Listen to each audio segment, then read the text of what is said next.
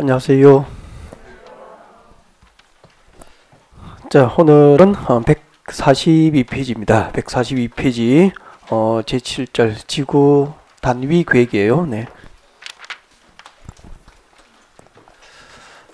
자, 142페이지에 지구 단위 계획 펜을 펼쳐 두시고 네, 앞을 보시면 됩니다. 네.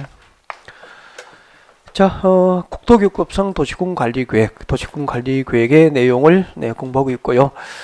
지난주까지 용도지역, 용도지구, 용도구역편, 그리고 도시군계획시설 사업이 결정고시된 토지, 도시군계획시설 부지였죠. 네, 도시군계획시설 부지에 대한 매수 청구 제도 등에 대한 학습이 이루어졌고요. 자, 오늘은 도시군관리계획 중에서 지구단위 계획편을 공부할 수 있도록 준비합니다. 지구단위 계획. 지구단위 계획과 지구단위 계획이 무엇인지 개요 설명을 간단하게 좀 드리고, 그리고 지구단위 계획에 의해서 어떤 지역을 개발할 수 있는지, 지구단위 계획구역을 지정할 수 있는 대상, 지정 대상이 됩니다. 지정 대상. 그리고 또 지구단위 계획구역 지정이 결정고시 되면은 3년 내에 지구단위 계획을 결정해서 결정고시된 지구단위 계획에 의해서 공적 개발이 이루어지게 됩니다. 자, 그때 지구단위 계획으로 무엇을 결정하게 되는지, 지구단위 계획 내용, 그리고 또 지구단위 계획구역을 지정해서 뭐 도시개발 사업을 하고 정비 사업을 하고 택지를 조성하고 또 신도시를 개발하고 이렇게 하면은 건폐율과 용적률이 지구단위 계획의 결정에 의해서 건폐율과 용적률 등이 완화 적용됩니다. 완화 내용 등을 중심으로 오늘 7시간의 강의를 준비하게 될 거예요. 제일 먼저 지구단위 계획이 무엇일까라고 하는 개요 설명부터 드리겠습니다. 지구단위 계획이 무엇일까? 우리 첫날 도시군관리계획 내용할 때 이미 지구단위 계획이 무엇인지 여러분 강의를 다 들으셨죠? 네, 기억이 날 겁니다. 한번 복습해 드릴까요? 자, 여러분 여기 서울시라고 가정을 합시다. 서울시. 자, 서울은 한 개의 도시죠. 이렇게 서울처럼 한 개의 도시나 한 개의 군 관할구역 전부를 단위로 하는 국토계획이 있습니다. 뭐죠? 한 개의 도시나 군 단위로 수립하는 국토계획은 도시군계획, 도시군계획이라고 말씀하시려고 했죠. 네, 도시군계획이죠. 그러니까 서울은 관할구역 전부를 대상으로 서울시 도시군 계획이 수립되어 있는 거죠. 자, 서울은 하나의 도시 단위이기 때문에 서울을 단위로 수립하는 도시군 계획은 군 계획입니까? 도시 계획입니까? 도시 계획이죠. 그래서 우리 서울시는 서울시 관할구역 전부를 한 개의 단위로 해서 서울시 도시 계획이 수립이 되어 있다라는 얘기죠. 자, 그리고 여기는 이제 서울시 녹지지역입니다. 용도 지역이 녹지지역이다라고 가정합시다. 용도 지역이 녹지지역이면서 우리 지난주에 배웠죠. 녹지지역 위에 지정되는 용도구역 두 개가 뭐죠? 녹지지역이면서 동시에 그린벨트, 개발제한구역이 지정될 수도 있고, 또 하나는 도시자연공원구역, 도시자연공원구역으로 묶일 수도 있게 됩니다. 자, 녹지지역이면서 동시에 그린벨트, 개발제한구역으로 묶여 있다라고 가정합시다. 여기는 용도지역은 녹지지역, 용도구역은 개발제한구역, 그렇게 묶여 있습니다. 자, 그때 서울시 녹지지역 위에 지정된 이 그린벨트 개발제한구역이 이만큼 해제가 됩니다. 잘 보세요. 자, 이렇게 개발제한구역이 해제된 지역은 지금 서울시 관할구역 전부입니까? 일부입니까? 일부. 이렇게 한 개의 도시나 한 개의 군 관할구역 중 일부 지역 단위를 무엇이라고 부릅니까? 지구 단위라고 불렀죠. 그래서 지구 단위 계획할 때 지구 단위는 한 개의 도시나 한 개의 군 관할구역 중 일부 지역 단위를 지구 단위라고 합니다. 그리고 일부 지역을 단위로 그린벨트가 분리되는 그 일부 지역 단위의 도시군 관리 계획을 결정해서 그린벨트 해제 지역이 개발이 됩니다. 그 일부 지역 단위의 도시군 관리 계획을 지구 단위 계획이다라고 했고요. 그 지구 단위 계획을 수립하기 위해서 지정하고 변경하는 것을 도시군 관리 계획으로 결정고시합니다. 이것을 무엇이라고 하죠? 지구 단위 계획 구역이라고 하는 거죠. 간단히 하면은 앞으로 서울시 녹지지역에 지정된 그린벨트 풀리면은 그린벨트 해제 지역에 대해서 서울시에서는 무엇을 지정합니까? 지구단위 계획구역 지정을 서울시 도시군관리구역으로 결정해서 이제 공식적으로 고시에서 알리게 되죠. 이렇게 지구단위 계획구역 지정이 결정고시되면은 그날부터 몇 년? 3년이죠. 지구단위 계획구역 지정이 결정고시되면은 그날부터 3년 내에 그 일부 지역 단위의 도시공 관리 계획을 결정하게 됩니다. 그 일부 지역 단위의 도시공 관리 계획을 무엇이라고 하죠? 지구 단위 계획이라고 하고, 이 결정고시는 지구 단위 계획, 이 지구 단위 계획에 의해서 그린벨트 해제 지역이 이제 공적으로 개발이 됩니다. 그렇게 했죠. 네. 자, 이렇게 해서 이제 지구 단위 계획이 무엇인지, 지구 단위 계획 구역이 무엇인지 개요 설명은 이제 충분히 된 것 같습니다. 여러분, 한 개의 도시나 군 관할 구역 중 일부 지역 단위의 도시군 관리 계획을 무엇이라고 합니까? 지구 단위 계획. 그 지구 단위 계획을 수립하기 위해서 지정하고 변경하는 것을 도시군 관리구역으로 결정 고시하는 구역이 무엇이 되는 거죠? 지구 단위 계획 구역. 그렇게 되는 거죠. 네. 자, 그러면은 자, 지구 단위 계획이 무엇인지, 지구 단위 계획 구역이 무엇인지 아셨기 때문에 이제 어디다가 어느 곳을 지구 단위 계획 구역을 지정해서 개발할 수 있을까? 지구 단위 계획 구역의 지정 대상을 설명합니다. 자, 여러분 교재는 이제 143페이지 오른쪽에 보시면은 143페이지 보면은 이제 지구 단위 계획 구역의 지정 대상 해서 나와 있을 겁니다. 자, 이거 지구 단위 계획 그 수립 대상 지역은 제가 넓게 보시라고 하죠. 그래서 자, 그림을 좀 그리겠습니다. 자, 서울하고 도시지역이죠. 자, 서울과 같은 도시지역하고 도시지역. 그리고 도시지역 밖으로 나왔습니다. 네, 도시지역 외의 지역으로 나눠서 보겠습니다. 도시지역 외의 지역 이렇게 나누어서 자, 도시지역과 도시지역 외의 지역으로 나누어서 이제 지구 단위 구역 지정 대상을 이제 공부하게 될 겁니다. 자, 서울과 같은 도시지역에서는 두 가지로 나눠집니다. 지구 단위 계획 구역을 지정해서 개발할 수 있는 곳이 있습니다. 임의적 지정 대상이죠. 지구 단위 계획 구역을 지정할 수 있는 곳이 있고요. 서울에는. 그 다음에 그 중에서 일정한 요건을 갖추면은 임의적 지정 대상 가운데서 일정한 요건을 갖추면은 의무적으로 네, 지구 단위 계획을 결정해서 개발을 해야 됩니다. 그래서 의무적 지정 대상으로 나누게 돼요. 임의적 지정 대상과 의무적 지정 대상으로 구분됩니다. 네. 자, 도시적 외의 지역은 잠시 뒤에 보기로 하고요. 그러면은 어떤 지역을 지구 단위 계획을 수립해서 개발할 수 있을까? 네, 143페이지 오른쪽 위에 보면은 임의적 지정 대상 해서 박스가 나와 있을 거예요. 그래서 박스 안에 동그라미 몇 번까지 나와 있죠? 동그라미 1번부터 12번까지 나와 있습니다. 이거 다 외우면 좋죠. 뭐 다 외우면 좋은데 그거 부담되잖아, 그죠? 그래서 막 그냥 암기하시는 게 아니고요. 제가 강조를 드리고 싶은 게 한 8번까지예요. 8번까지도 많은데 8번은 별표를 좀 하셨으면 좋겠고 8번은 제가 외워드릴게요. 그래서 앞을 보시면 외워집니다. 봐주십시오. 여러분 이렇게 논리적으로 공부합시다. 자, 여기는 서울시 녹지지역으로 묶여있습니다. 녹지지역이라고 용도지역을 가정합시다. 그러면은 생각합니다. 지금 녹지지역으로 묶여있는 상태라면은 지구 단위 계획 결정해서 개발할 수 있어 없어? 없어요. 그래서 녹지지역으로 묶여있는 상태에서는 지구 단위 계획구역 지정할 수 없고 한번 지정된 용도지역은 영원합니까? 용도지역은 변경할 수 있습니까? 변경이 가능하잖아. 그래서 서울시 녹지지역으로 묶여있다가 용도지역이 변경됩니다. 녹지지역에서 자, 개발 가능한 용도, 자, 주거지역이나 상업지역이나 그리고 공업지역으로 용도지역이 변경되는 지역은 지구 단위 계획 결정해서 개발이 가능해져요. 하나 외웠죠?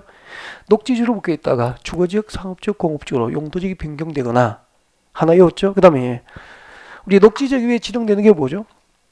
개발제한구역, 그린벨트가 지정됩니다. 개발제한구역으로 묶일 수도 있고, 네, 또 하나는 도시자연공원구역으로 묶일 수도 있죠. 네.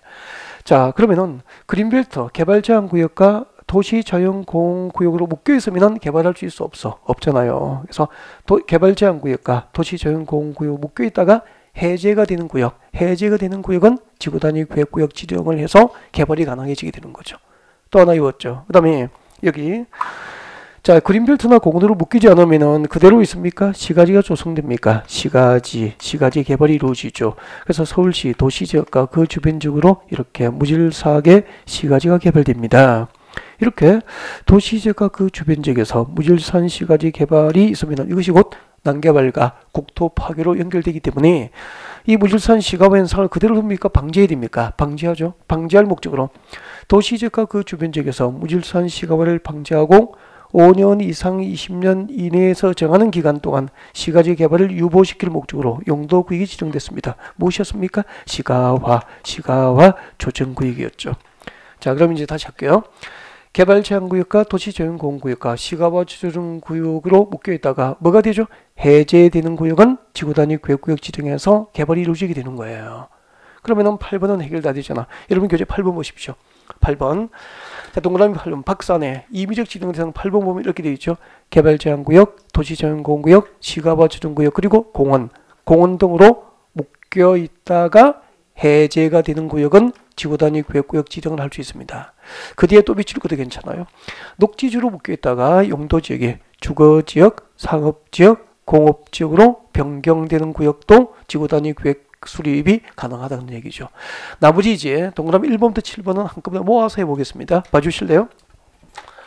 여러분 여기 이제 서울인데 서울시 관할구역에 용도지구가 지정되어 있습니다. 용도지구. 예를 들면은 개발진흥지구가 지정되면은 개발할 수 있죠. 그죠? 주거개발진흥지구가 지정되면 주거기능 중심으로 개발 정비가 이루어질 수 있잖아요. 산업유통개발진흥지구가 지정되면 산업기능과 유통기능을 중심으로 개발진흥이 가능하잖아요. 그래서 용도지구가 지정된 곳은 전부나 일부를 지구단위 계획을 수립할 수 있다고 볼 수 있죠. 그래서 임의적 지정 대상 1번이 뭐죠? 용도지구. 박산의 제일 위에. 그 다음에 이제 자, 우리 서울에서 도시를 개발합니다. 신도시 개발. 도시개발구역 보입니까? 네, 도시개발구역 줄 거면 되죠. 도시개발구역, 신도시 개발할 때, 정비구역, 재개발 재건축할 때, 택지개발지구, 택지개발 사업할 때, 주택법상 대지를 조성할 때, 대지조성사업지구, 그리고 산업단지, 관광단지 등을 개발할 때는 전부 지구단위 계획 결정에서 개발이 가능하죠. 그래서 이것을 세세하게 암기할 필요가 없이요. 그냥 이렇게 하면 되잖아. 앞으로 도시정 안에서 도시개발하고 택지 조성하고 대지 조성하고 산업단지, 관광대 조성할 때는 관광단지를 조성할 때는 전부 지구단위 계획 결정하여 할 수 있다. 그렇게 이해하시면 되잖아. 이런저런 개발행위, 도시개발 사업과 정비 사업 등 개발은 지구단위 계획 결정하여 가능하거나 도시지역에서 그렇게 하시면 되죠. 그것을 쪽지에 적어서 세세하게 암기할 필요는 없는 거잖아요. 자, 이렇게 하면 이제 도시지역 안에서 지구단위 계획을 지정할 수 있는 대상 공부했고요. 그 밑에 봅니다. 저 밑에 박스 밑에 보면은 의무적 지정 대상이죠. 자, 임의적 지정 대상 가운데서 일정한 요건에 해당하면은 반드시 지구단위 계획을 결정해서 개발을 해야 한다. 그래서 의무적 지정 대상으로 바뀌게 돼요. 자, 책장을 넘겨보면 있을 겁니다. 자, 책장 넘겨보면은 의무적 지정 대상 제일 위에 봐주세요. 제일 위에 보면은 제 박스가 또 하나 있고요. 동그라미 1번, 2번 돼 있습니까? 네, 동그라미 1번, 2번 묶어서 의무적 지정 대상 그렇게 해서 암기를 좀 하셔야 됩니다. 의무적 지정 대상 저희들 암기를 했었죠. 네, 암기 방법으로 해보겠습니다. 이제 자, 여러분 교재 보고 같이 해볼까요? 자, 우리 이렇게 봤습니다. 정택이는 몇 년이죠? 10년. 정택이는 10년 그렇게 했죠. 자, 처음 들으신 분은 교재를 보고 있으면 정택이는 10년 무슨 말인지 알 수 있죠? 자, 도시 및 주거환경정비법상 정비구역입니다. 정비구역 할 때 정비구역 보입니까? 네, 정비구역 밑줄 것이고 정 그렇게 하면 되죠. 그리고 택지개발촉진법상 택지개발지구 줄 것이고 택 동그라미 하시면 되겠죠. 그렇게 해서 정비구역과 택지개발지구 정택이라고 한 거죠. 뭐. 첫 머리 걸쳐놔서 정택이는 자, 정비구역과 또는 택지개발지구에서 시행되는 사업이 완료되고 몇 년? 10년이 경과된 지역이죠. 10년. 그래서 10년 동그라미 한 겁니다. 정비구역과 택지개발지구에서 시행되는 사업 완료 후 10년이 경과된 지역은 반드시 지구단위 계획을 결정해서 개발을 관리할 수 있도록 하고 있습니다. 네. 자, 그리고 그 밑에 봅니다. 자, 그 밑에 보면은 신호기는 30만 그렇게 웃었죠. 네, 신호기는 30만 그렇게 웃었는데 자, 동그라미 2번 같이 봅니다. 임의적 지정 대상 중에서 계획적, 체계적 계획적 관리가 필요한 자, 지금부터 밑줄 끄면 되겠죠. 다음의 지역입니다. 다음의 지역으로서 그때 다음의 지역은 밑에 뭐죠? 기역, 니은, 디귿이죠. 기역, 니은, 디귿에 해당하는 지역으로서 면적이 얼마죠? 네, 30만 제곱미터 이상이 되는 지역이죠. 까지 줄 것이고 다음의 지역으로서 그 면적이 30만 제곱미터 이상이 되는 지역은 의무적으로 지구단위 계획 결정을 해야 한다는 거죠. 자, 30만 제곱미터 이상 할 때 30만 동그라미 하시고요. 자, 기역분 줄 것입니다. 시가와 추정구역 또는 공원에서 해제되는 구역 밑줄 것이죠. 시가와 추정구역 할 때 시 동그라미 합니다. 시가와 추정구역과 공원으로 묶여있다가 해제되는 지역은 그 면적이 30만 제곱미터 이상이면 의무적으로 지구단위 계획구역 지정을 결정고시하여 개발을 해야 한다는 거죠. 의무적 지정 대상이니까. 그 다음에 녹지지역으로 묶여 있다가 니은번이죠. 주거지역, 상업지역, 공업지로 용도지역이 변경된 지역 중 면적이 얼마죠? 30만 제곱미터 이상이 되는 지역도 지구단위 계획구역 지정을 하여야 한다. 그렇게 됩니다. 반드시 지구단위 계획을 결정하여 개발을 하여야 한다. 그 다음 D극번은 이제 그 밖에 그 밖에 시군 도시공계획 조례로 정하는 지역되어 있는데 여기까지 찾아서 암기하실 필요까지는 없을 것 같습니다.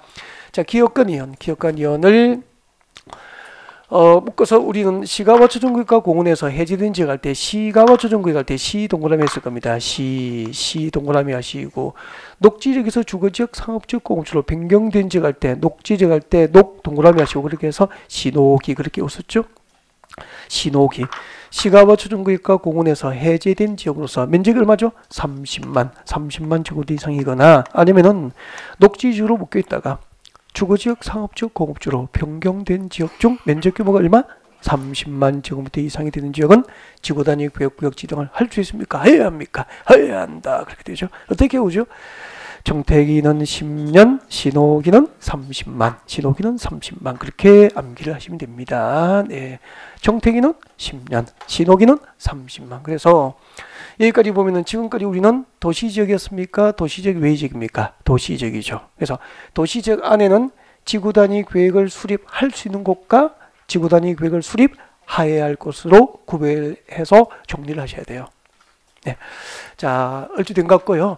그 다음 이제 도시지역 외의 지역으로 나갑니다. 여러분 잠깐 봐주실래요?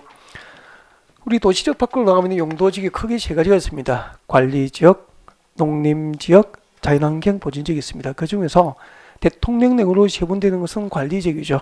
관리지역이 세분되면 몇 개? 세 개. 자, 불러주십시오. 여기 관리지역 불러주세요.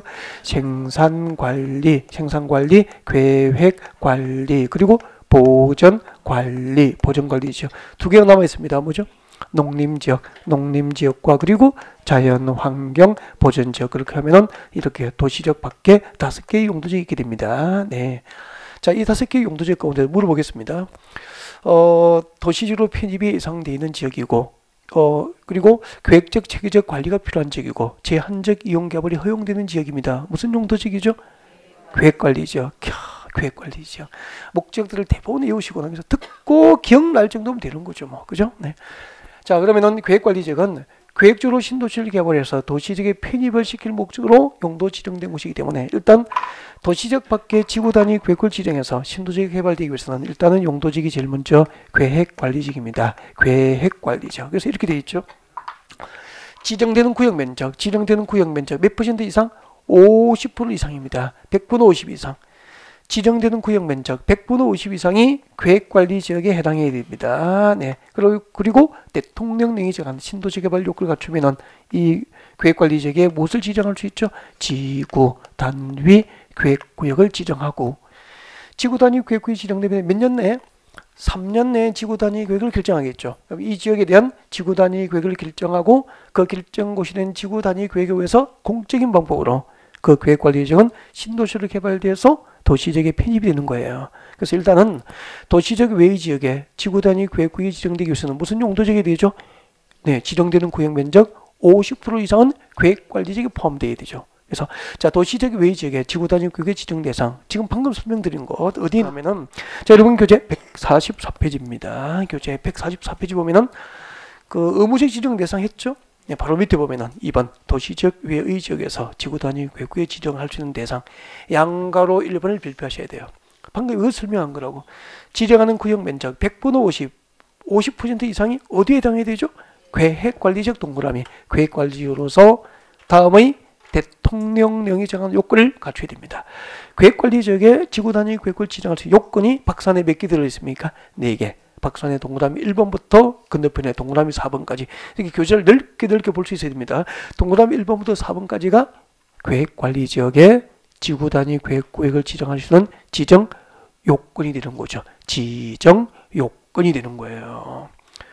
동그라미 1번부터 4번까지 묶어서 지정 요건 3번, 4번 요건은 몇 페이지에 있죠? 145페이지 오른쪽 위에 있습니다. 오른쪽 위에 박산에 들어있죠. 이렇게 넓게 보셔야 돼요. 교재를. 그 다음에 두 번째는 저 잠깐 볼래요? 일단 도시지역 밖에 지구단위 구역을 지정하기 위해서는 지정되는 구역 면적 몇 퍼센트? 50% 이상. 50% 이상이 어디에 들어가야 되죠? 계획관리지역. 이렇게 계획관리지역에 포함되고 그 다음에 대통령 능에 정한 요건을 갖춰야 됩니다. 그건 잠시 뒤에 보고요. 다음 두 번째는 그럼 계획관리지역 아닌 용도지역 봐주세요. 여러분, 자, 계획관리지역은 금방 지구단위 구역 지정이 가능하다고 금방 배웠습니다. 이렇게 배웠고 나머지 용도지역 봐주세요. 생산관리지역. 생산관리지역은 농림지역의 4촌쯤 되죠. 네. 그리고 이제 보전관리지역, 자연환경 보전지역의 4촌이었고 그리고 농림지역, 자연환경 보전지역입니다. 그러면은 계획관리지역을 제외한 나머지 용도지역은 개발 용도입니까? 보전 용도입니까? 보전 용도이기 때문에 이 용도지역 지정 상태에서는 용도지역을 변경하지 않으면은 그 위에 개발진흥지구가 지정되지 않으면은 신도시를 개발할 수 없게 돼요. 그래서 이제 여기다가 계획관리지역이 아닌 나머지 용도지역에 무엇을 지정하면 됩니까? 개발진흥지구를 지정합니다. 자, 동그라미 2번 개발 도시지역 외지역에 개발진흥지구. 물론 이때는 계획관리지역에도 개발진흥지구로 지정될 수 있습니다. 네. 자, 이렇게 개발진흥지구입니다. 개발진흥지구가 지정되면 되죠. 도시지역 외지역에 개발진흥지구가 지정되고 그 개발진흥지구가 대통령 능이 정한 신도시 개발 요건을 갖추면 여기도 지구단위 계획을 지정해서 네, 신도시 개발이 이루어지게 되는 거죠. 그럼 일단은 여러분 목차를 외워야 돼요. 목차를. 거의 출제의 한 60%까지는 목차에서 벗어나지 않고 출제해야 돼요. 그러니까 넓게 그림을 볼 수 있으면 되는 거죠. 도시적 밖에 지구단위 구역을 지정해서 신도시가 개발되기 위해서는 첫 번째 지정되는 구역 면적 50% 이상이 계획관리지역으로서 일정한 요건을 갖추거나 아니면 무엇이 지정되면 되죠? 개발진흥지구가 지정되고 대통령 능이 정한 일정한 요건을 갖추면 되는 거죠. 그리고 마지막입니다. 마지막은 신도시 개발하고는 좀 거리가 멀지만 세 번째 자, 오른쪽에 있습니다. 147페이지죠? 네, 145페이지입니다. 145페이지 오른쪽 위에 봐요. 네, 양괄호 3번이 보일까요? 양괄호 3번 보입니까? 중간 정도 있죠. 중간. 개발진흥지구 밑에 용도지구를 뭐 한다고 되어 있습니까? 폐지했죠. 자, 지정된 용도지구를 폐지를 해버렸어. 그러면은 그 폐지된 용도지구 안에서 하던 행위제한을 할 수 있게 됐습니까? 못하게 됐습니까? 못하게 됐잖아. 이것을 폐지된 용도지구 안에서 행위제한을 지구단위 계획을 수립해서 그 지구단위 계획으로 대체하려고 하는 지역입니다. 폐지된 용도지구에서 행위 제한을 지구단위 계획으로 대체하려고 하는 지역도 도시지역 외의 지역이지만 지구단위 계획 지정이 가능하다는 거죠. 일단 이 목차 세 개를 안 외우면은 세부적으로 내용에 들어가도 의미가 없는 거잖아요. 일단 도시지역 밖에 지구단위 계획 지정할 수 있는 대상 이 목차 세 가지 넓게 보셔야 돼요. 이렇게 넓게. 그 다음에 이제 하나만 들어갈까요? 계획관리지역의 지구단위 계획을 지정할 수 있는 세부적인 요건으로 들어갑니다. 자, 여러분 아까 계획관리지역의 지구단위 계획을 지정할 수 있는 요건 144페이지로 오셔야 되죠? 144페이지 양괄호 1번 거기 보십시오. 지정하는 구역 면적 몇 프로? 100분의 50 이상이 어디에 포함되어야 되죠? 계획관리지역에 해당되고 그 밑에 봅니다. 박산에 이 계획관리지역에 포함되지 아니한 나머지 용도지역, 그 외의 용도지역은 무엇일 것? 생산관리지역과 그리고 보전관리지역에 해당이 됩니다. 지정되는 구역 면적 50% 이상이 계획관리지역에 포함되고 그 계획관리지역에 포함되지 않은 이 나머지 용도지역, 계획관리지역에 포함되지 않은 이 나머지 용도지역이 생산관리지역과 어디에 해당이 되죠? 보전관리지역에 해당해야 됩니다. 그 다음 두 번째, 동그라미 2번 읽으십시오. 동그라미 2번. 면적요건, 일정한 면적요건에 해당해야 되거든요. 네, 읽어드릴게요. 동그라미 2번을, 자, 박선의 동그라미 2번. 지구단위 계획구역으로 지정하고자 하는 토지의 면적이 다음 중 하나에 규정된 면적요건에 해당해야 됩니다. 면적요건이 몇 개 있죠? 일단 교재를 보십시오. 면적요건이 몇 개 있죠? 기역, 니은, 디귿 이렇게 책을 볼 수 있어야 됩니다. 세 가지가 있습니다. 자, 그때 제가 기역번 위주로 암기하면 된다고 했죠. 기역번 위주로 하시면 충분해요. 자, 기역번 같이 보겠습니다. 줄거 주십시오. 기역번에. 자, 공동주택 중에서 아파트나 연립주택 건설 계획이 포함됐습니다. 면적이 얼마 이상일 것? 30만. 아파트나 연립주택 건설 계획이 포함되면 면적이 30만 제곱미터 이상 해당해야 됩니다. 자, 이런 얘기죠. 봐주세요. 이거 이해 못하면 외울 수가 없다고.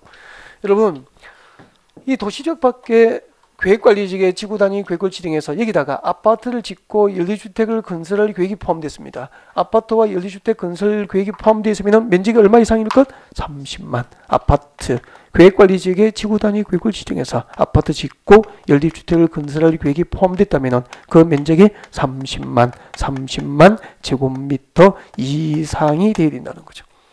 그 면적 규모가 30만 제곱미터 이상이 돼야 돼요. 그걸 바꾸기 가면은 지금 여기는 도시직입니까? 도시직이 아닙니까? 도시직 아니죠. 그러니까 우리나라에서는 현재 용도직이 도시직이 아닌 곳에 아파트 위주로 신도시를 개발하려면 30만 제곱미터 미만인 소규모 아파트 개발은 난개발 방지를 위해서 제도적으로 허용합니까? 제한합니까? 제한한다는 뜻이에요. 그러니까 이 제도가 2002년도에 도입됐거든. 그러니까 2002년도까지 1990년대를 거치면서 서울 주변에 용인 쪽이죠. 이런 쪽에 자, 이렇게 광명, 용인, 부천 쪽, 강서구 쪽 이런 곳에 용도직이 도시직 아닌데 들판 한가운데 나홀로 아파트, 산 아래에 나홀로 아파트가 막 생기기 시작한 거예요. 그러니까 비도시직의 비시가지의 난개발이잖아요. 그리고 소규모 나홀로 아파트는 기반 시설이 제대로 확정될 수가 없죠. 학교도 인근에 없고 시장도 멀고 막 그래요. 교통 여건도 좋지 않고. 그래서 이와 같은 나홀로 아파트를 만들지 못하도 건설할 수 없도록 도시적 밖에다가 최소 도시적 밖에서 아파트 위주로 도시를 개발하려면 면적 규모가 30만 제곱미터 이상을 원칙으로 한다라고 만든 거예요. 만약에 이제 D급분 보면은 아파트나 연립주택 건설 계획이 포함되지 않은 경우라면은 면적이 3만 제곱미터 이상 규모로도 지구단위 구역 지정이 허용이 돼. D급분에 나와 있을 거야. 아파트나 연립주택 건설 계획이 포함된 경우를 제외하면은 면적이 얼마죠? 3만 제곱미터 이상 규모로도 지구단위 구역 지정이 가능하다는 거죠. 아파트나 연립주택 건설 계획이 포함되면 면적이 얼마? 30만 제곱미터 이상일 거 이렇게 됩니다. 그 다음에 나머지는 상식에 좋은 얘기들이에요. 3번 볼까요? 3번은 이런 얘기죠. 3번은 시행되고 있는 도로 등 기반시설 공급이 가능해야 되죠. 10번째 도로 등 당연한 얘기잖아. 이거는 도로 등 기반시설 공급이 가능한 지역이다. 잠깐만요. 우리 서울시 주변에 그럼 도시적 밖에 30만 제곱미터 이상 규모로 아파트 위주로 신도시가 개발됐어. 그럼 대부분 출퇴근은 어디로 많이 합니까? 서울로 많이 해야 되죠. 그래서 도로라든지 지하철 등등 기반시설 공급이 가능한 지역에 된다는 거죠. 당연한 얘기 아닙니까? 도로 등 기반시설 공급이 가능해야 될 것이고, 그리고 네 번째 자연환경을 해치지 아니하고 문화재 훼손 우려가 없는 지역에 된다는 거죠. 그래서 3번하고 4번 정도, 이 정도는 읽어만 두면 될 것 같고요. 크게 문제될 것도 없죠. 자연환경을 해치지 않고 문화재 훼손 우려, 문화재 훼손 우려가 없는 지역에 된다는 거죠. 이 정도 읽어두시면 될 것 같고요. 1번, 2번 정도까지 명확하게 좀 보셔주면 될 것 같고, 그리고 목차는 꼭 기억했으면 좋겠고요. 그 다음에 개발진흥지구도 대통령령이 정한 신도시 개발 요건을 갖추면 도시적 밖에 지구단위 구역 지정이 가능하다는 거 하고요. 세부적인 요건은 아직까지 암기를 해야 되고 그렇게 부담은 안 가했으면 좋겠습니다. 문제표를 할 때 혹시 모르니까 범위를 넓혀서 확대를 하게 될 겁니다. 이 정도예요. 그 다음에 이건 제목 외우면 되잖아. 폐지된 용도지구, 용도지구를 폐지하고 그 폐지된 용도지구 안에서 행비 제한을 지구단위구로 대체할 경우에는 도시적 밖에서 지구단위 구역 지정이 가능하다. 그렇게 하면 되죠. 자, 지금까지 한참 설명했습니다. 지구단위 구역을 지정할 수 있는 대상, 해야 할 대상 등에 대해서 이제 학습이 이루어졌죠. 일단 그림을 크게 도시적과 비도시로 구분해서 이해를 하셨으면 좋겠고요. 네, 세부적인 것을 암기하는 것은 어느 정도 수준으로 하시고요. 목차는 꼭 기억해 주는 방법으로 넓게 보셨으면 좋겠고요. 네, 그렇게 말씀드린 거죠. 자, 이렇게 지구단위 구역이 지정되면은 결국 여러분 그린벨트가 해제되면 서울시에서 뭘 지정한다 그랬죠? 지구단위 구역 지정할 거 아니에요. 그럼 지구단위 구역이 지정되는 그 그린벨트 해제 지역은 결국 무슨 계획으로 개발됩니까? 지구 단위 계획을 결정하고 그 결정고시는 지구단위 계획으로 개발이 이루어지게 되는 거죠. 그러면은 우리가 지구단위 계획 내용을 안다는 것은 지구단위 계획으로 무엇을 결정하는지 그 결정 내용을 안다는 것은 곧 지구단위 계획의 개발 계획을 알고 있는 거죠. 개발 계획을 알아야 컨설팅이 가능하죠. 그래서 지금부터 자, 지구단위 계획으로 무엇을 결정해야 되는지 그 내용들을 공부할 수 있도록 준비하겠습니다. 자, 이런 교재는 넘어갑니다. 146페이지예요. 자, 여러분 교재 146페이지 보면은 중간에 보십시오. 네, 지구단위 계획 내용 등이 나와 있습니다. 1번 지구단위 계획 내용 읽어드릴까요? 지구단위 계획구의 지정 목적을 달성하기 위해서 자 결정하는 지구단위 계획에는 다음 사항 중에서 몇 번?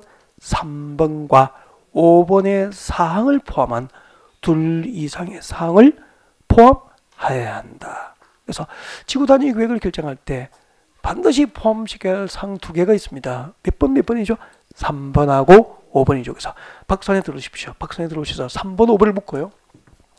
박선에 3번, 동그라미 3번하고 5번을 앞으로 묶어서 앞에다 적으십시오. 의무적 포함 사항이라고. 의무적 포함 사항. 지구단위 계획을 결정할 때 의무적으로 포함을 시켜야 될 사항입니다. 의무적 포함 사항은 암기를 하셔야 돼요. 지구단위 계획 결정에 의무적으로 포함을 시켜야 할 사항입니다. 꼭 암기. 의무적 포함 사항을 적어놓고 2번이 뭐죠? 대통령령이 정하는 3번이 뭐죠? 3번. 대통령령이 정하는 출것십시오. 기반시설 배치 규모죠. 기반시설 배치 규모에 관한 사항이죠. 기반시설 배치 규모에 관한 사항은 지구단위 계획 결정할 때 반드시 의무적으로 포함시켜야 됩니다. 기반시설 배치 규모. 그리고 5번에 봅니다. 5번. 건축물의 용도 제한 동그라미 하실까요? 건축물의 용도 제한. 그리고 건폐율, 용적률. 동그라미 하셨으면 좋겠습니다. 용도 제한 동그라미, 건폐율 동그라미, 용적률 동그라미. 그리고 그 뒤에 건축물 높이의 최고 한도 동그라미 하시고 최저 한도 동그라미 하시고 건축물 높이의 최고 한도, 최저 한도까지. 그래서 이 3번하고 5번은 꼭 암기를 좀 했으면 좋겠고 동그라미 1번 올라갑니다. 동그라미 1번. 박선의 동그라미 1번. 1번은 상징적으로 좀 외웠으면 좋겠어요. 그래서 자 1번 밑줄 쭉 그십시오. 용도지역과 용도지구를 대통령령이 정하는 범위에서 뭐 하죠? 세분하고 변경하는 사항은 지구단위 계획으로 결정을 하게 됩니다. 용도지역과 용도지구를 대통령령이 정하는 범위에서 세분 변경하는 사항은 지구단위 계획으로 결정하게 됩니다. 네. 자, 이렇게 해놓고 이걸 가장 암기를 잘하는 방법은 이해를 하면 되죠. 그럼 이제 전문 지식으로 바뀌어요, 이게. 그냥 암기하면 골치 아픈 암기 대상. 이걸 해석하고 현장에 적용하고 활용하면은 진짜 소중한 전문 지식이 될 수 있거든요. 그래서 지금부터 좀 설명을 드리려고. 그래서 설명드리는 것이 가장 좋은 암기라고 생각하시고 설명을 드리면 되죠. 재밌으시죠? 자, 같이 보겠습니다. 여러분, 여기 서울이었잖아요. 네, 서울입니다. 용도지역은 이게 녹지지역이었죠? 네, 녹지지역이었습니다. 용도지역이 녹지지역이었고 동시에 그린벨트 정식 명칭이 뭐죠? 개발 제한구역 2주로 묶여 있죠. 녹지지역으로 한번 묶이고 그린벨트를 묶여 있었어요. 그러다가 그린벨트가 해제됐습니다. 개발 제한구역이 해제가 되면은 우리 서울시에서 여기다가 무엇을 지정합니까? 그렇죠. 서울시에서는 그린벨트 해제된 구역에 대해서 지구 단위 계획구역을 지정합니다. 지구 단위 계획구역 지정을 구역 지정을 결정 고시하게 되죠. 고시는 뭐죠? 그렇죠. 지구 단위 계획구역 지정 결정을 공적으로 서울 시민에게 서울시 공보에 게재하는 방법으로 알리게 됩니다. 자, 이것을 이제 결정고시라고 그러죠. 자, 그러면 여러분 이제 공식적으로 서울시 강남구 주변에 그린벨트가 해제됐고 해제 지역은 서울시에서 지구단위 계획구역으로 지정을 결정고시하게 됨을 이제 고시를 통해서 알게 되는 거죠. 자, 이렇게 결정고시하면은 몇 년이죠? 3년입니다. 구역 지정이 결정고시 되면은 그날부터 3년 내에 그 일부 지역 단위 그린벨트가 해제된 일부 지역 단위의 개발 계획을 결정합니다. 그 일부 지역 단위의 도시공 관리 계획을 무엇이라고 합니까? 지구 단위 계획이라고 하죠. 이 지구 단위 계획을 공식적으로 결정하고 결정 사실을 비밀로 합니까? 고시합니까? 고시해서 서울 시민에게 알리게 되죠. 그때 지구 단위 계획, 이 결정 고시된 지구 단위 계획에 의해서 강남 주변에 그린벨트 해제 지역이 개발되는 거예요. 그러면은 지구 단위 계획으로 무엇을 결정하는지 그 결정 내용을 안다는 것은 이 그린벨트 해제 지역의 개발 계획을 아는 거잖아요. 그 개발 정보를 지금부터 해석하는 거죠. 물어볼게요. 이곳이 용도지역이 뭐죠, 지금? 이 지구 단위 계획구의 용도지역은 녹지지역이었잖아요. 녹지지역에서 동시에 무엇이 지정돼 있었죠? 개발제한구역이 지정돼 있다가 녹지지역이 해제된 겁니까? 개발제한구역이 해제된 겁니까? 개발제한구역이 해제됐잖아. 그럼 용도지역은 뭐죠? 녹지지역 상태로 있는 거잖아요. 그럼 녹지지역 상태로 있으면 이 주변 지역에 서울시 강남구로 하면 강남 지역의 특성에 맞도록 업무용도의 빌딩이나 아파트를 지어야 할 텐데 녹지지역에 아파트 짓고 업무용도의 빌딩을 지을 수 있어? 없어요. 그럼 용도지역 변경이 필요하죠. 이렇게 잘 보십시오. 지구단위 계획구역 안에서 용도지역과 용도지구를 대통령령이 정하는 범위에서 세분하고 변경할 때는 무엇을 결정합니까? 서울시에서 지구단위 계획으로 결정하는 거죠. 그러면 서울시에서 지구단위 계획을 결정고시했는데 그 결정고시인 것을 보면은 이 녹지지역을 3종 일반 주거지로 변경해서 고층 아파트 위주로 개발될 건지 중심 상업지로 변경해서 업무 용도의 빌딩을 짓고 상업지로 개발할 것인지 개발 계획을 알게 되는 거죠. 이 정도는 알고 있어야 컨설팅이 가능한 거 맞죠? 전문 지식으로 바뀌지 않는가? 이 현장에 대한 상상과 이해가 없으면 이런 것을 그냥 외워야 되잖아. 공법은 현장이고 현장을 이렇게 상상하고 그리고 법은 해석하고 현장에 적용하고 활용할 때 의미가 있는 전문 지식이죠. 다음 두 번째. 기반시설 배치 구분입니다. 그러면은 용도지역을 아파트 짓기 위해서 3종 일반주를 변경했고 여기다가 아파트 지으면은 지하철 몇 호를 연장해서 넣을 건지 이것은 뭐죠? 용도지역 변경입니까? 기반시설 배치입니까? 기반시설 배치잖아.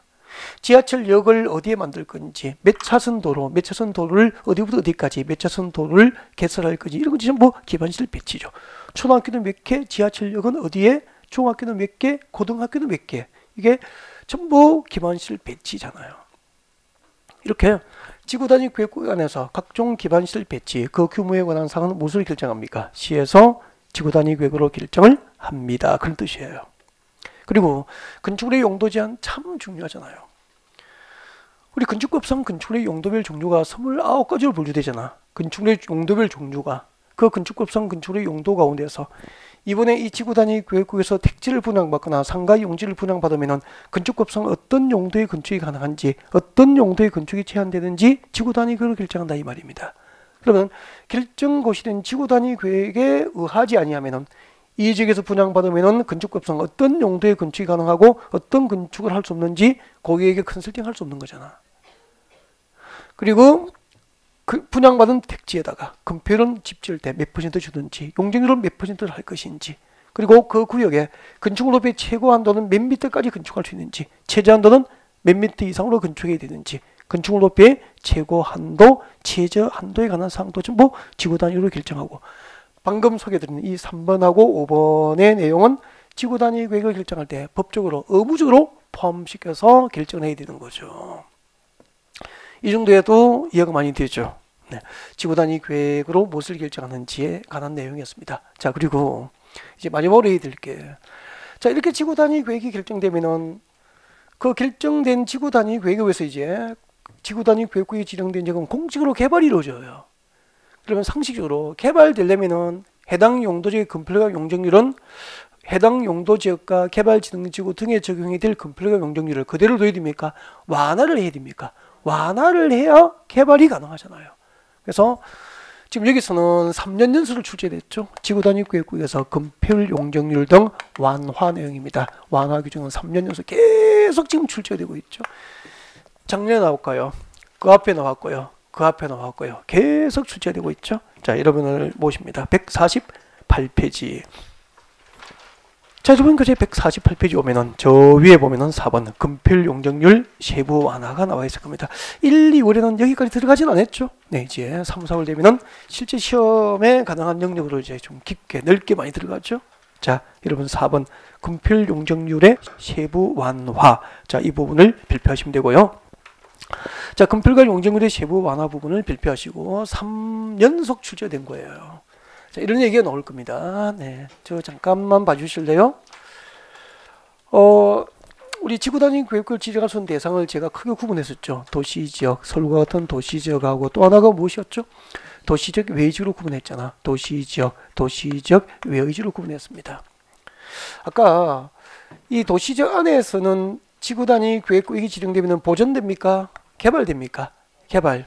도시개발하고 택지개발하고 대지주성하고 산업단지, 관광단지를 개발하고 개발제한구역과 도시제한공원구역과 시가와주는구역으로 묶여 있다가 해제가 되는 구역도 지구 단위 구역으로 개발한다 그랬고, 녹지지로 묶여있다가 용도지역이 무엇으로 변경되죠? 주거지역, 상업지역, 공업지로 변경되는 지역도 지구 단위 구역으로 개발한다 그랬거든.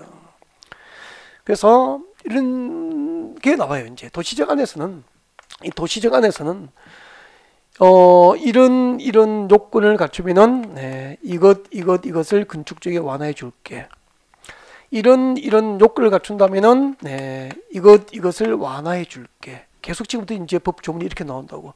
이런 요건을 갖춘다면은 이것 완화해 줄게 이렇게 나와요. 그래서 어떤 요건을 갖추면은 어떤 기준이 완화되는지를 하나씩 지금부터 체킹해 드리려고.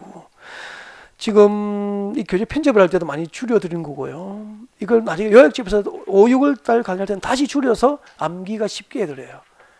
네. 그래서 일단 넓게 보고 그 다음에 요약을 하면 되겠죠. 그래서 그건 5, 6월달 기다려 주시면 되고요. 자, 1번 148페이지 제일 위에 1번 도시적 안에서 금표율 등 완화입니다. 148페이지입니다. 기본서 집중하시고요. 자, 동그라미 1번. 자, 제가 읽어드리다가 밑줄 끄십시오라고 할 때 그 부분만 밑줄 끄면 되고요. 대충 밑줄 꺼야 될 부분을 컬러로 복사했기 때문에 부담 없을 겁니다. 이제 읽어드리겠습니다. 함부로 밑줄 끄면은 암기 분량이 늘어납니다. 자, 시작하겠습니다. 동그라미 1번 보시죠.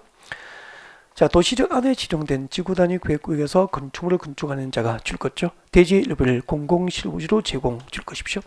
대지의 일부를 공공실부지로 제공했습니다. 예를 들면 서울 강남은 도시적이죠. 강남에 땅 사서 상가를 지을 건데, 업무용대 빌딩을 지을 건데 건축주가 대지의 일부를 공공실부지로 서울시에 기부한 거예요. 대지의 일부를 뚝 떼어서 도로용지, 공원용지, 학교용지로 서울시에 기부했다 이 말이야. 벌 줘야 됩니까? 상 줘야 됩니까? 제도적으로 상을 줘야 되겠죠. 그 상이 금표율 용적률 높이 제한의 완화가 되는 거죠. 동그라미 하십시오. 그 밑에 동그라미 하세요. 박스 위에 금표율 용적률 높이 제한. 글자를 세세하게 보지 마세요. 넓게 보십시오. 금표율 용적률 높이 제한을 완화할 수 있다. 하나 이었습니까? 앞으로 도시적에 지정된 지구 단위 구역에서 대지를 무엇을 제공하면은 공공실부지, 학교용지, 도로용지, 공원용지 등으로 기부하면은 세 가지가 완화될 수 있죠. 금표율, 용적률, 높이 제한. 그때 공공실부지 제공 면적에 따라서 금표율을 몇 %까지 완화할 수 있는지 계산 문제가 딱 한 번 나온 적이 있어요. 작년, 재작년에. 그래서 준비를 하게 됩니다. 나중에 문제풀이 과정에서 준비하면 되고, 그때 지금 뭐 공식 외우고 그렇게 할 필요는 없죠. 지금은 개요만 이해만 해두면 돼요. 그래서 금표율 용적률 높이 제한이 완화될 수 있다는 거 위주로 외웠으면 좋겠고, 아직까지 공식은 안 들어도 괜찮아요. 알겠죠? 네. 그 다음 내려오시고 동그라미 2번 옵니다. 박스 밑에 동그라미 2번이죠. 교재를 넓게 보십시오. 특별시장, 광역시장, 특별자치시장, 특별자치사, 시장구서. 제가 읽을 때 이제 서울특별시장은 그렇게 읽어도 괜찮죠? 가운데 평창군이라면 평창군의 수는 그렇게 읽으면 되고, 자, 서울시에서는 지구 단위 구역에 있는 토지를 공공시설부지로 제공하고 보상을 받은 자 또는 그 포괄 승계인이 그 보상 금액에다가 이자까지 더하여 반환금을 반환했어요. 그래서 가로 안에 줄 것이십시오. 반환금 줄 거예요. 그 뒤에 줄 것입니다. 반환금을 반환한 경우 그렇게 주면 되죠. 반환금을 반환했습니다. 반환하면은 자, 세 가지가 완화됩니다. 동그라미 하십시오. 금폐율, 용적률, 높이 제한 세 가지 반환함. 세 가지를 동그라미 하면 되죠. 그 세 가지가 완화되죠. 그래서 동그라미 1번과 2번의 완화 내용 같죠? 그럼 나중에 이제 숙달 되면 이렇게 오면 되잖아. 저 잠깐 볼래요? 이 도시적 안에 지정된 지구 단위 구역에서 건축물을 건축하고자 하는 건축주가 대지의 일부를 공공실부지로 제공했거나 아니면 공공실부지를 제공하고 보상금 받았다가 이자까지 붙여서 보상금을 인마이 복귀됐습니까? 반환했습니까? 반환을 한 거잖아. 그러니까 보상금을 반환했다는 것은 그 빌딩주는 영악한 사람이죠. 그러니까 보상금을 뭐 5억을 포기하고 뭘 완화받겠다는 거죠. 빌딩 지을 때 용적률 이런 거 완화받는 거 아닙니까? 금표로가 용적률 높이 제한 풀면은 오히려 10년, 20년이 되면은 임대료, 그죠? 빌딩 가치가 더 커지기 때문에 그 반환한 보상금보다 어드밴티지가 크겠죠. 그렇지 않으면 이런 제도가 없죠. 그래서 두 가지입니다. 대지 일부를 공공실부지로 제공했거나 그리고 반환금을 반환하면은 세 가지가 완화 적용될 수 있죠. 뭐죠? 금폐율, 용적률, 높이 제한. 길어집니까? 짧아집니까? 짧아지죠. 너무 세부적으로 한 글자 한 글자를 조심해서 읽을 필요는 없죠. 이런 부분은. 그 다음에 내려옵니다. 동그라미 3번. 지구 단위 계획국에서 건축물을 건축하고자 하는 자가 건축법상 줄 것이죠. 건축법에 따른 공개공지, 공개공간, 건축법상 공개공지, 공개공간을 저 뒤에 의무 면적을 초과하여 설치했습니다. 여러분, 건축법상 공개공지, 잠깐만요. 이런 의미였죠. 건축법상 공개공지, 이제 1, 2월 수업 듣고 뭐 했으니까 아실 거 아니에요. 대지를 건축을 하면 이렇게, 자, 빨갛게 빗금친 부분은 대지 안에 건축된 면적입니다. 나머지는요, 건축됐습니까? 미건축입니까? 미건축. 건축하지 않고 대지의 일부를 남긴 거죠. 자, 이렇게 건축주가 대지의 일부를 이제 공지로, 건축하지 않고 공지로 남겨서 나무 심고 긴 의자도 가져다 두고 해서 시민들이 휴식할 수 있는 공간으로 이렇게 공개해 둔 부분이 있습니다. 이것을 무엇이라고 하죠? 공개 공지. 대지의 일부를 건축하지 않고 시민들에게 휴식 공간으로 제공된 부분을 공개공지라고 하는데, 혹시 기억합니까? 건축법상 공개공지 의무 면적은 대지 면적의 몇 퍼센트? 10% 범위. 10% 범위에서 10% 이하 범위입니다. 조례로 제공 면적을 정하게 돼요. 건축법에서 배우게 되죠. 건축법상 공개공지 의무 면적은 대지 면적의 몇 퍼센트? 10% 이하 범위에서 이제 구체적인 면적을 각 시군 조례를 정하거든. 근데 도시적에 지정된 지구 단위 계획국에서 건축주와 건축을 할 때 공개공지 의무 면적은 대지 면적의 10%인데 15%, 대지 면적의 20%를 시민들의 휴식 공간으로 대지를 뚝 떼어서 제공한 거예요. 벌 줘야 됩니까? 상 줘야 됩니까? 상 줘야 되죠. 무엇을 완화해 줍니까? 동그라미 하십시오. 용적률과 높이 제한이 완화됩니다. 용적률 동그라미 하시고 밑에 적으십시오. 용적률은 완화되는데 그 단자 금폐율은 완화 대상이 아니죠. 용적률 밑에 아니야. 금폐율은 완화 대상이 아니죠. 건축법상 공개공지 의무 면적을 초과 제공하면은 용적률과 높이 제한은 완화되지만 금폐율은 완화 대상이 아닙니다. 이유는 아시겠죠? 봐주십시오. 이유는 이거죠. 금폐율을 완화하면은 대지의 건축 면적이 커집니까? 작아집니까? 건축 면적이 이쪽으로 커지겠죠. 커지면은 그만큼 제공된 공개공지 면적은 줄어들잖아. 그래서 시민들의 휴식 공간을 빼앗기게 되기 때문에 금폐율은 완화하지 않고 높이만, 용적률과 높이 제한만 풀어주는 거예요. 자, 그리고 오른쪽으로 갑니다. 동그라미 4번, 동그라미 4번, 동그라미 4번, 5번 작년에 나왔거나, 동그라미 4번은 재작년, 5번은 작년에 나왔거나, 동그라미 4번. 지구단위 계획구의 지정 목적이 줄줄 끄십시오. 지구단위 계획구의 지정 목적이 다음 중 한 개에 해당하면은, 다음이 박산에 몇 개 있습니까? 2개. 네, 기역과 니은, 박산의 기역과 니은을 묶어서 목적이라고 적으십시오. 목적. 지구 단위 계획구의 지정 목적이 줄 것입시오. 한옥마을 보존 줄 것입니다. 지구 단위 계획구의 지정 목적이 한옥마을 보존과 차 없는 거리 조성 줄 것죠. 차 없는 거리 조성이 목적입니다. 자, 지구 단위 계획구의 지정 목적이 한옥마을 보존과 차 없는 거리 조성이 목적이니까 그 지구 단위 계획구 안에는 차량 진입이 있습니까? 없습니까? 없을 거 아니에요. 그러면 주차장 필요 없죠? 그래서 줄 것이죠. 주차장법상 주차장 설치 기준을 몇 프로까지 완화하죠? 100%까지 완화 적용하게 됩니다. 주차장법상 주차장 설치 기준을 100%까지 완화 적용할 수 있다. 주차장법상 주차장 설치 기준을 100%까지 완화할 수 있다는 것은 어떻게 해석이 될까요?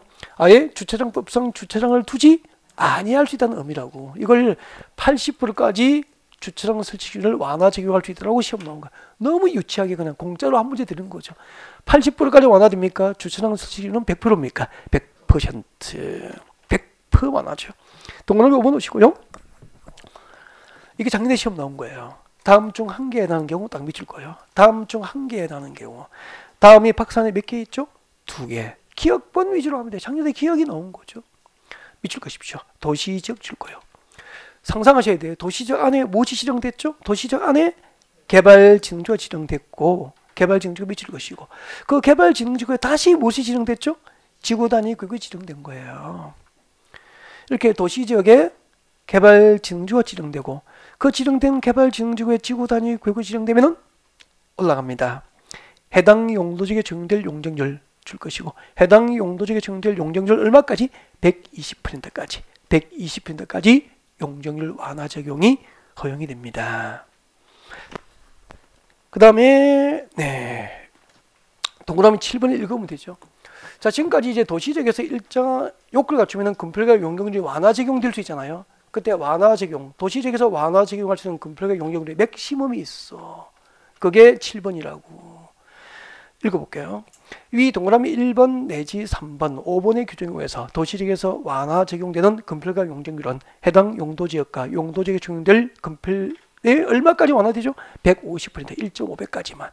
용적률 얼마까지? 200%까지만 완화 적용이 가능하다. 여러분, 도시지역에서 일정한 요건을 갖추면 금필과 용적률로 완화 적용 가능한데, 그때 금필을 완화할 수 있는 맥시멈은 해당 용도지역과 용도지구에 형될 금필에 얼마까지 완화됩니까? 150. 용적률은 200% 이내로 완화 적용이 허용됩니다. 이 맥시멈을 완화할 수 있는 최대한도를 규정하고 있는 거죠. 그리고 넘어갑니다. 도시적 외의지역 넘어옵니다. 도시적 외의지역. 도시적 외의지역에서 금필을 완화합니다. 잠깐만요. 일단은 앞에 보시고요. 그럼 도시적 외의지역에서 금필이 완화되기 위해서는 일단은 지구단위 계획이 지정되어야 되는데 두 가지였죠. 하나가 뭐죠? 계획관리지역으로서 대통령령이 정한 신도시 개발 요건을 갖춘 지역 맞습니까? 계획관리지역. 그럼 도시적 외의지역에서 해당 용도지역에 적용될 금폐율을 150% 완화할 수 있어요. 그때 용도지역은 대부분이 뭐죠? 계획관리지역이 많다는 거지. 그 다음에 계획관리지역이거나 또 나머지 용도지역은 무엇을 지정하면 되죠? 개발진흥지구, 개발진흥지구. 그럼 이렇게 나오겠네. 도시적 외의지역에 지구단위 계획이 지정되면은 해당 용도지역과 개발진흥지구에 허용될 금필과 용적률을 신도시 개발이 되니까 완화합니까? 강화합니까? 완화해 주는 거라고. 그럼 이런 상상이 있어야 해당 용도지역 개발진흥지구가 이해가 되는 거잖아요. 같이 볼까요? 동그라미 1번. 이것도 작년에 나온 거예요. 도시적 외의 지역에 지정된 지구단위 계획구역에서는 지구단위 계획으로 줄 것죠. 해당 용도지역. 이때 해당 용도지역은 대부분이 뭐죠? 8, 90%가 계획관리지역이에요. 해당 용도지역과 그리고 개발진흥지구. 개발진흥지구에 적용될 금폐율에 얼마를 완화하죠? 151.5배.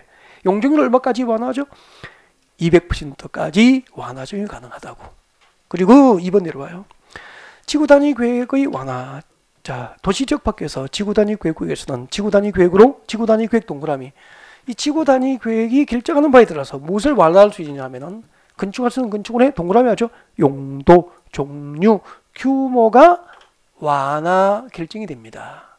이것도 작년에 지문에 들어가서 출제됐고요. 다만 출것죠. 개발진흥지구에 지정된 지구단위 계획구역에서는 무슨 제외라고 되어 있습니까? 가로 안에 계획관리지역은 제외죠. 그러니까 계획관리지역이 아닌 도시적 외의지역에 지정된 개발진흥지구에서는 공동주택 중에서 아파트하고 연립주택 건설은 허용되지 아니합니다. 그러니까 개발진흥지구가 지정되면 아파트 중심으로 신도시가 개발되려면 용도지역이 무엇이 해야 됩니까? 계획관리지역이 되고요. 계획관리지역 외에 도시적 밖에 지정된 개발진흥지구에서는 아파트나 연립주택 건설은 허용됩니까? 제한됩니까? 제한된다는 이야기죠. 알겠죠? 네. 그 다음에 내려옵니다. 150페이지 제일 밑에 이거 마지막이죠. 네, 마무리하겠습니다. 실효 대상은 지나갈 때마다 읽으시면 되죠. 네, R 리딩 적어주세요. 네, 적어주시고 이런 얘기가 나와 있을 겁니다. 동그라미 1번, 2번을 바로 설명드리겠습니다. 그래서 고개를 드시고 앞을 봐주시면 바로 설명드릴게요. 지금 우리 3시간에 공부한 지구단위 계획은 이 한 파트가 농림지역하고 출지 비중이 같다 보면 농지법하고 출지 비중이 같다 보면 농지법 하나하고 맞먹는 파트예요. 매년 안 나온 적은 없는 것 같고 한 문제 이상 꼬박꼬박 출제가 됩니다. 실무에서 많이 활용되고요. 예. 자, 시작하겠습니다. 앞으로 서울시에서 지구단위 계획 구역 지정을 결정고시하면 그날부터 몇 년 내에 계획을 결정해야 되죠. 3년 내에 그 지구단위 계획구역이 지정된 일부 지역 단위의 개발 계획인 지구단위 계획을 공식적으로 결정해서 고시하고 그 결정고시된 지구단위 계획으로 개발을 해야 됩니다. 앞으로 구역 지정 결정고시해 놓고 3년 동안 계획의 결정이 없으면 3년이 되는 날입니까? 다음 날입니까? 다음 날 지구단위 계획구역 지정 결정고시의 효력은 법적으로 실효가 되어버립니다. 이 규정에 근거해서 지구단위 계획구역 지정이 결정고시면 3년 내에 계획을 결정해야 된다고 한 거예요. 만약에 구역 지정 결정고시하고 3년 내에 계획 결정이 없으면 3년이 되는 날에 다음 날 구역 지정 결정고시 효력은 실효됩니다. 그리고 지난주에 지구단위 계획 수립과 변경은 주민이 도시공관리구역 위반을 제한할 수 있죠. 주민제한 대상이 3개잖아. 기반시설 설치, 정비, 개량, 지구단위 구역 지정과 변경, 산업유통, 개발진흥지구 지정과 변경은 주민이 도시공관리구역 위반을 제한할 수 있죠. 자, 이렇게 주민이 제안한 지구단위 구역이 지구단위 구역으로 결정고시 되면은, 그 지구단위 구역 결정고시가 되면은 그 결정고시된 지구단위 구역에 의해서 허가 인가 승인받고 5년 내에 공사 착수해야 돼요. 지구단위 구역, 주민이 위반을 제한한 지구단위 구역이 공식적으로 지구단위 구역으로 결정고시 되었음에도 불구하고 그 지구단위 구역 결정고시로부터 5년 내에 공사 착수가 없다면은 5년이 되는 날에 다음 날 지구단위 계획 결정고시의 효력이 시효돼요. 그럼 이렇게 하면 되겠네. 구역 지정이 결정고시면 3년 내에 계획을 결정고시해야 되고, 계획이 결정고시면 몇 년? 5년 내에 공사 착수가 있어야 되는 거야. 구역 지정을 결정고시하고 3년 내에 계획 결정이 없거나 계획 결정고시 해놓고 5년 내에 공사 착수가 없으면 3년과 5년이 되는 날입니까? 다음 날입니까? 다음 날 그 결정고시의 효력은 전부 실효된다는 얘기가 실효규정 동그라미 1번, 2번을 설명한 거라고. 이해가 됐죠? 여기까지가 지구단위 구역편이었습니다. 잠시 휴식 후에 개발행위 허가제도에서 준비합니다.